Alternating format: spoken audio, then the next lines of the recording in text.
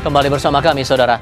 Jumlah korban jiwa akibat banjir bandang di wilayah perbatasan Nepal dan Tibet, Tiongkok mencapai lebih dari 480 orang. Tim penyelamat terus berpacu dengan waktu mencari ribuan korban yang masih belum ditemukan.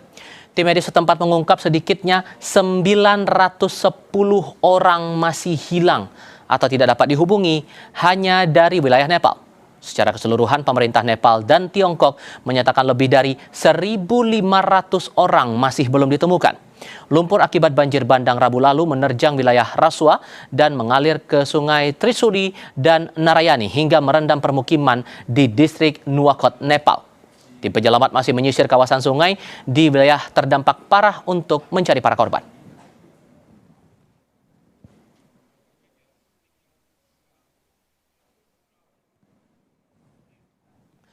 Pemerintah Tiongkok menemukan sebuah danau alami baru terbentuk usai longsor dan banjir bandang di wilayah Kirong dekat perbatasan Nepal. Departemen Hidrologi Kementerian Sumber Daya Air Tiongkok mengungkap danau baru itu terbentuk dari reruntuhan gletser pemicu banjir bandang pada Rabu lalu. Kini pemerintah Tiongkok dan Nepal telah mengeluarkan peringatan baru akan banjir bandang susulan yang berisiko dipicu hujan di wilayah itu.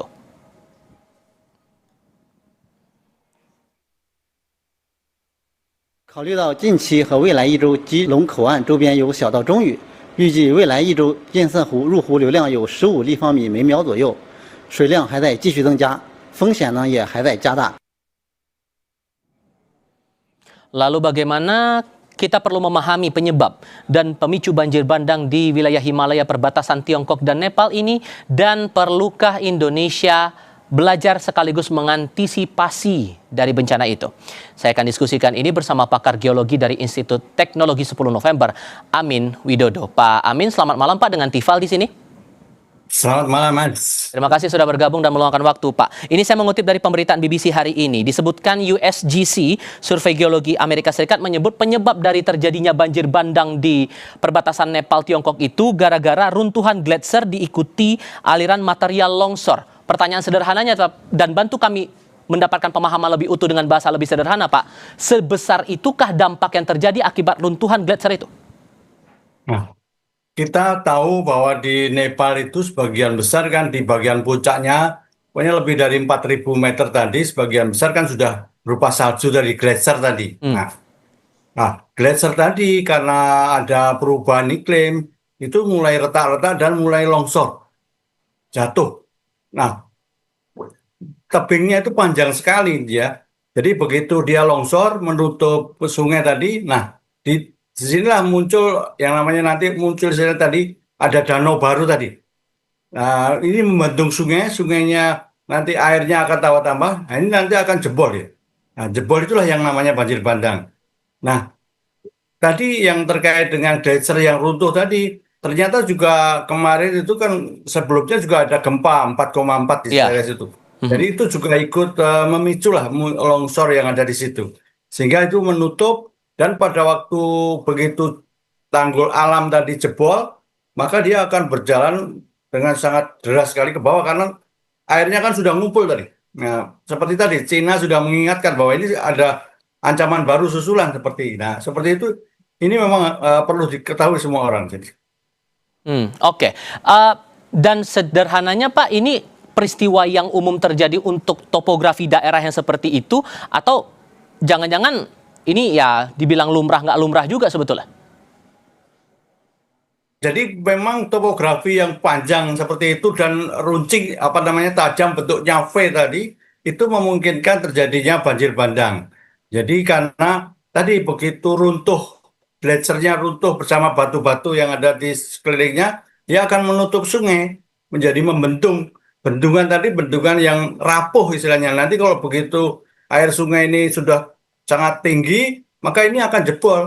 Banjir bandang lah namanya gitu. Karena posisinya di atas jauh sekali, dan kita kemarin, ini tidak hujan kok ada banjir bandang. Nah, jadi seperti itulah. Karena memang itu karena bendungan alami tadi. Oke, penegasan saja Pak, sehingga menurut Anda penyebab runtuhnya itu sebatas karena ada gempa bumi sebelumnya 4,4 itu, atau ada faktor lain seperti saya sebutkan saja ini pengaruh perubahan iklim ini juga memberi sumbangsih runtuhan gletser itu turun? Kalau kita melihat kemarin ada yang menerbangkan helikopter, ternyata kan banyak glacier yang sudah menutup di situ posisinya. Artinya memang perubahan iklim itu ikut memecahkan dari glacier-glacier tadi, kemudian getaran gempa tadi ikut memperbanyak lah jalannya. Tapi pecahan itu pasti terjadi dia, karena apa namanya perubahan iklim tadi. Oke. Dan dari pemerintah setempat juga bilang akan ada potensi banjir susulan, Pak. Potensinya Ya. ini apakah ukurannya atau skalanya bakal sama besarnya dengan banjir yang pertama, bisa lebih besar, atau malah kadarnya bisa berkurang, Pak? Faktornya apa yang bisa menentukan itu? Ah, kalau kita belum bisa melihat tadi besarnya kolam yang tertahan oleh longsoran glacier-glacier tadi itu kita nggak tahu volumenya seberapa. Tapi kalau kita melihat tadi belum lihat sih, sebenarnya kalau dia akan runtuh tadi, sebenarnya dia erosifnya sudah berkurang, daya erosifnya. Kalau yang pertama, yang tadi yang 26 tadi kan karena massa yang besar tadi erosif, dia seperti efek bola salju. Dia semua dinding-dinding itu apa namanya ikut longsor, bendungan juga longsor, jembatan juga longsor. Jadi itu menjadi tambah masif gitu, tambah merusak lah semacam itu. Nah sekarang ini kan posisinya sudah tidak ada, jadi dia lancar istilahnya gitu. Nggak semasif yang pertama mestinya. Oke. Sehingga kalau Anda membaca kondisi kita sekarang, Pak, ini dengan efek perubahan iklim, suhu bumi makin panas, ditambah belajar dari kasus yang terjadi di perbatasan Nepal Tiongkok ini, adakah potensi untuk daerah lain dengan topografi yang sama juga mengalami hal serupa? Kalau di kita kan yang hanya di daerah Papua tadi, tapi itu sekarang itu posisinya esnya sudah mencair, dia sudah Ya. tinggal beberapa persen saja sedikit. Hmm. Kalau di Indonesia lebih banyak banjir bandang karena tadi sama sebetulnya prosesnya, karena longsor menutup sungai akhirnya menjadi banjir bandang. Itu terjadi sudah sejak lama, 95 pernah terjadi di Jambi, 2006 terjadi di Jombang dan di Jember, Hmm. terus 2003 terjadi di Bohorok. Jadi banjirnya besar. Dan yang terakhir itu bukan terakhir sih, yang terjadi di Gunung Selamet yang Guci itu, Taman Guci. Ya sebenarnya yang salah itu yang menempatkan apa namanya sungai dipakai untuk wisata tadi, untuk apa pemukiman tadi sebenarnya gitu. Sehingga menurut Anda, Pak, mitigasi yang perlu dipelajari Indonesia, belajar dari kasus yang di Nepal perbatasan Tiongkok ini, walaupun kita bicara secara kondisi topografi daerah glacier kan tidak sebanyak itu atau tidak seketara itu seperti di sana, Pak. Apa yang perlu kita pelajari soal mitigasi pencegahan bencana itu tadi? Ah, kita lebih banyak banjir bandang karena longsor yang ada di Indonesia yang hampir tiap tahun kan terjadi. Bukan karena glacier ya. Aha. Jadi karena longsor. Bisa karena misalnya di daerah Sumatera itu Gunung Merapi yang selalu meletus dan dia menutup sungai sehingga terjadi galodo dan lain sebagainya seperti itu.